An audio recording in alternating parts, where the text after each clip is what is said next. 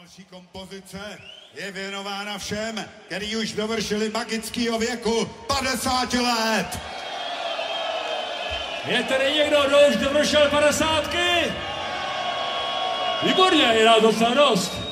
A každý, komu je 50, těm, kterým ještě 50 není, dosvědčí, že 50 je nejkrásnější věk v životě muže. U ženských nevím, jak je to. Tady možná slečna, kolik je ti? 12? Ty, no, 13. Kolik je? Prostě u Jolek je to ve 13, ale u nás je to 50, volové.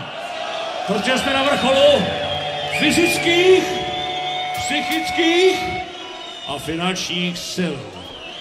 A ženský po nás jdou, jak slepice po flusu.